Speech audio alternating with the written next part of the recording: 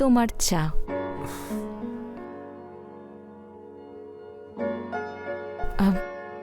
ঋষভ, আমি মা হতে চাই। শোনা, আমরা তো চেষ্টা করছি, বলো, বাকিটা তো ঈশ্বরের হাতে আছে। আমাদের বিয়ে হয়েছে 1.5 বছর হলো। তোমার মনে আছে আমার সেই বান্ধবী সরিতা? ওর বিয়ে আমাদের বিয়ের 1 মাস পরে হয়েছিল। কালকেই ওর সাথে কথা হলো, ও মা হয়ে গেছে আর খুব খুশি আছে। টেনশন নিও না, সন্তান আসবেই। কয়েকদিনই তো হলো বিয়ে হয়েছে আমাদের। জানো কত লোক আছে বিয়ের 10-12 বছরে হয়নি। আমি অপেক্ষা করব না। আচ্ছা, এমন করলে কেমন হয় যদি কোনো ডক্টরের কাছে যাই? শোনো, যে ডক্টররা আছে না, শুধু টাকা কামাবে। ওদের কাছে গেলে যা খুশি তাই বলতে থাকবে। আমি জানি না, আমি বাচ্চা চাই। আমি শুধু একটা জিনিস ভালো পারি, শুধু রোম্যান্স করতে। তুমি জানো, রোম্যান্স করতে করতেই সংসারটা একদিন অট্টালিকা হয়ে যাবে, সন্তানও চলে আসবে আমাদের। বালু কোথায়? ও গ্রামে গেছে ওর ওয়াইফকে আনতে।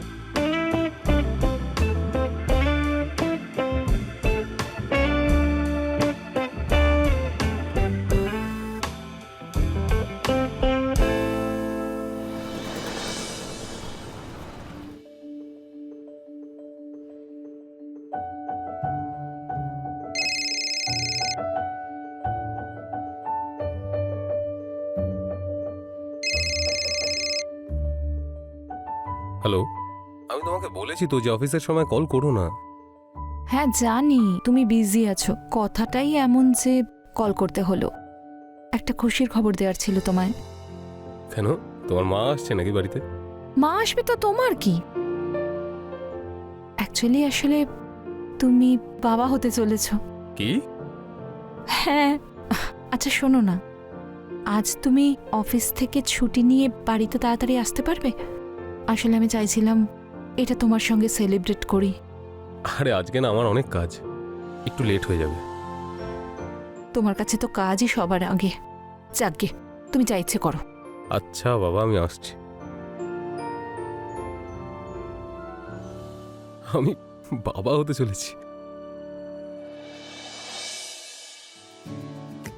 শোনা, দেখো সারপ্রাইজ। এইসব কি? আমাদের হবু সন্তানের জন্য খেলনা। আসো দেখাচ্ছি। এই দেখো। ও ওয়াও, আমিও তোমাকে কিছু দেখাতে চাই। এসো আমার সঙ্গে। এই দেখো আমি কি লাগিয়েছি।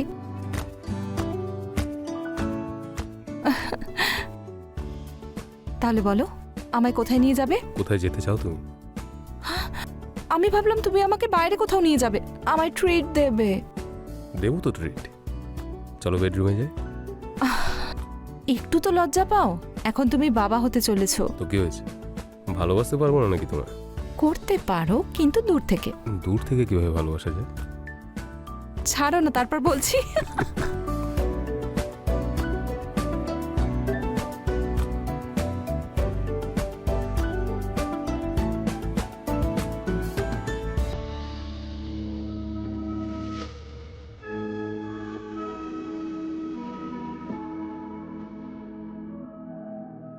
তুমি এইসব করলে তো ও কি ভাববে? বাচ্চারা কিচ্ছু বুঝতে পারবে না, জানো তো।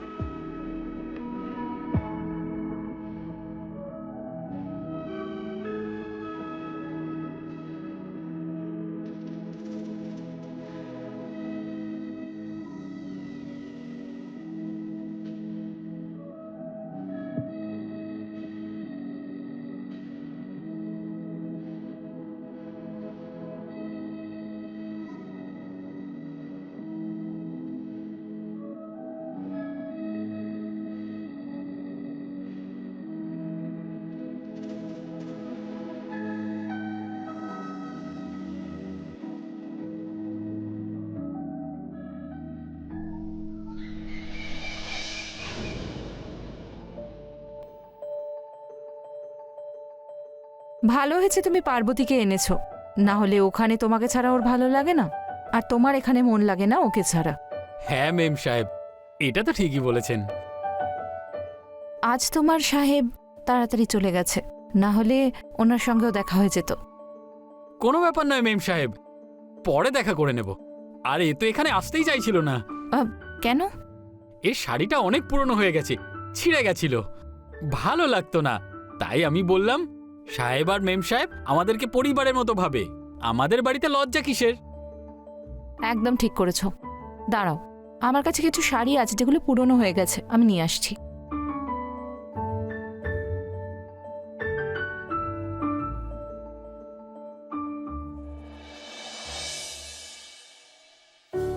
আজকে খুব একটা বেশি কাজ নেই, একটা কাজ করা যাক।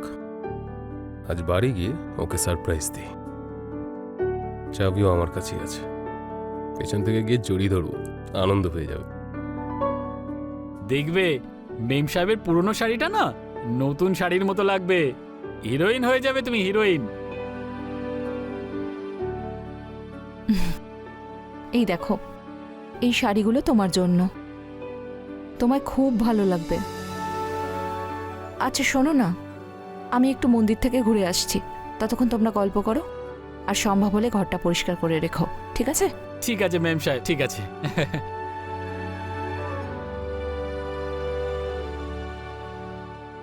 আরে কি করছো? সেটাই, যেটা আমি করার জন্য অপেক্ষা করছিলাম। তুমিও তো ওখানে। আমি এখন ওইসব কিছু করব না। হ্যাঁ, মিথ্যা কথা বলতে ওস্তাদ তুমি না? চলো এই শাড়িটাকে পরে দেখাও তো, তারপরে তো দেখি তোমাকে হিরোইনের মতো লাগছে কিনা। হ্যাঁ। চলো।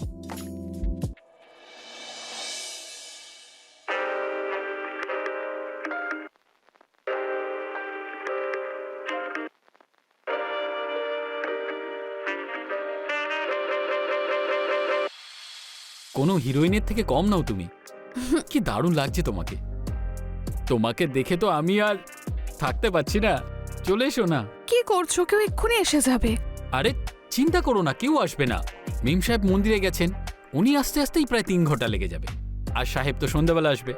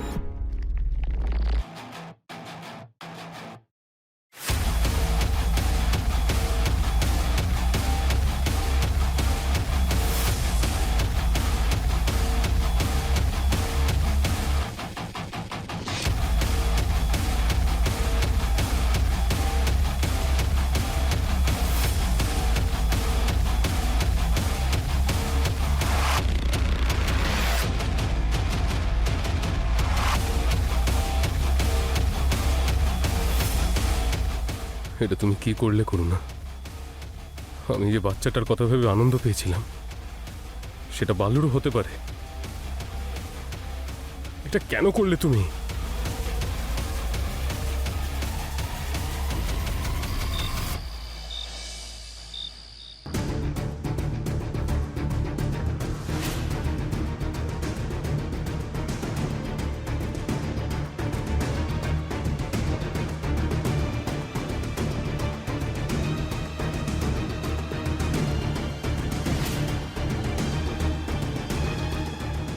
এই নাও তোমার দুধ।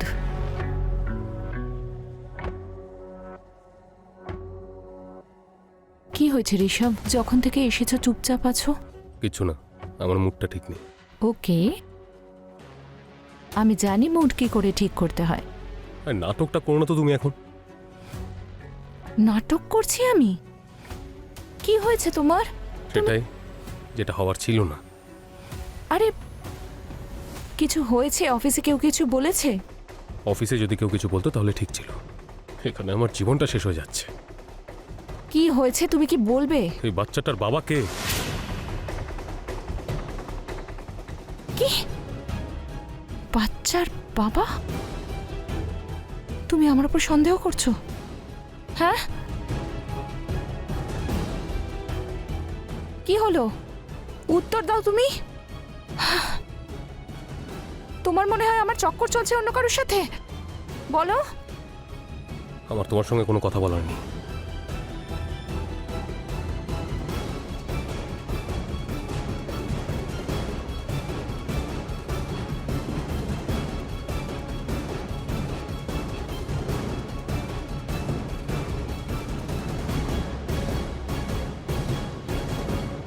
এইসব কি? আমাদের হবু সন্তানের জন্য খেলনা। এই দেখো। ওয়াও, আমিও তোমায় কিছু দেখাতে চাই। এই দেখো আমি কি লাগিয়েছি।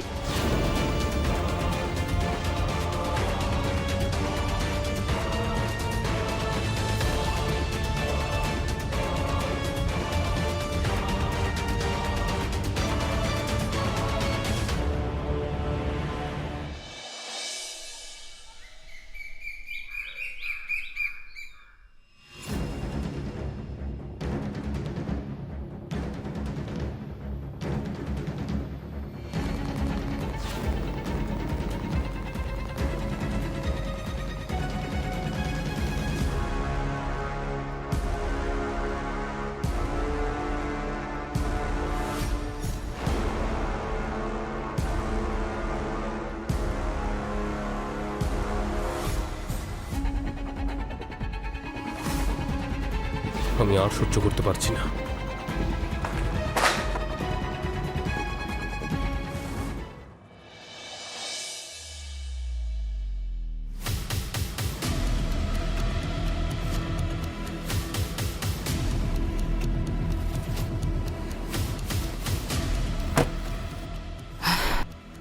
কি হয়েছে ঋষভ, তুমি আমায় এভাবে কেন ডাকলে? নিশ্চয়ই কারণ আছে। আমি কিছুদিন ধরে দেখছি কিছু একটা গন্ডগোল হয়েছে তোমার আমার সাথে। সঙ্গে? হ্যাঁ, অ্যাকচুয়ালি গন্ডগোল বাইরে থেকে নয়, তোমার মাথায় আছে। আবার ওই ফালতু প্রশ্নটা জিজ্ঞেস করো না যে বাচ্চার বাবাকে। এটাই তো জিজ্ঞাসা করার আছে, যে বাচ্চাটার বাবা কে, আমি না বালু? বললো? হ্যাঁ, ছি, আমি একটা কাজের লোকের সাথে? তুমি এরকম কি করে ভাবতে পারলে? তুই অসভ্যতা করতে পারিস আর আমি অসভ্য কিছু ভাবতে পারবো না? বল, এই বাচ্চাটার বাবা কে? যদি এই কথাগুলোই বলতে হয় আমি চলে যাব। এভাবে কিভাবে যেতে পারিস তুই? উত্তর দিয়ে যেতে হবে তোকে। বল, বাচ্চাটার বাবা কে? তুমি কি পাগল হয়ে গেছো? চিকিৎসা দরকার তোমার। আমি আমার চিকিৎসা করাবো আর তুই বালুর সাথে বাড়িতে মজা করবি, তাই তো? আরে ছাড়ো আমাকে, কি করছো?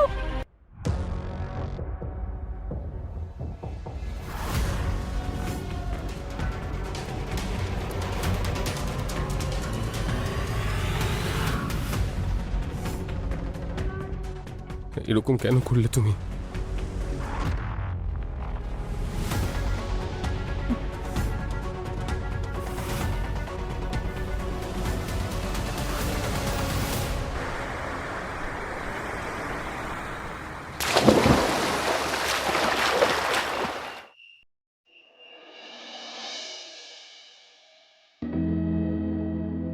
এই নাও ম্যাডাম লিপস্টিক। মেম সাহেব যদি জানতে পারে তুমি ওনার লিপস্টিক আমাকে দিয়েছো তো রেগে যাবেন। আরে উনি জানতে পারবেন না, তুমি পড়ো না। তুমি কি মেম সাহেবের থেকে কম কিছু নাকি?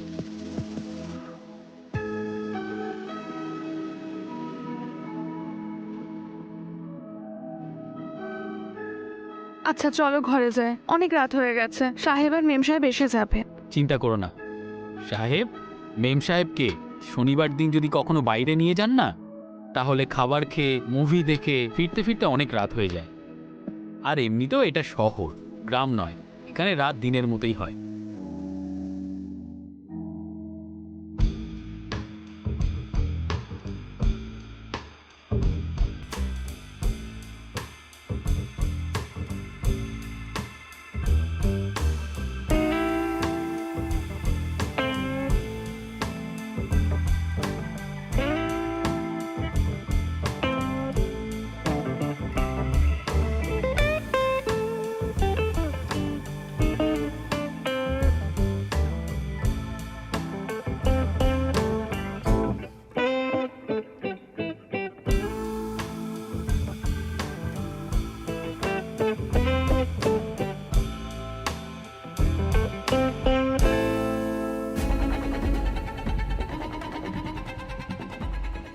করোনা এখানে কি করে হতে পারে? ওকে তো আমি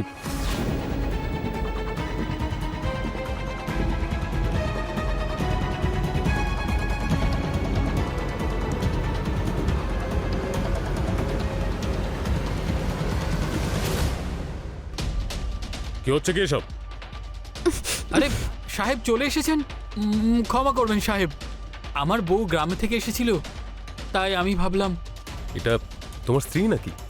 আমার বউ সাহেব, আমি অন্য কারোর সাথে এরম করার কথা ভাববো না। কিন্তু এই শাড়িটা, এটা তো করোনার শাড়ি। আরে আরে সাহেব, পার্বতীর শাড়ি ছিঁড়ে গেছিল, তাই মেম সাহেব ওনার শাড়িটা দিয়েছিলেন। আর একটা নয়, এরকম 4টে শাড়ি দিয়েছিলেন।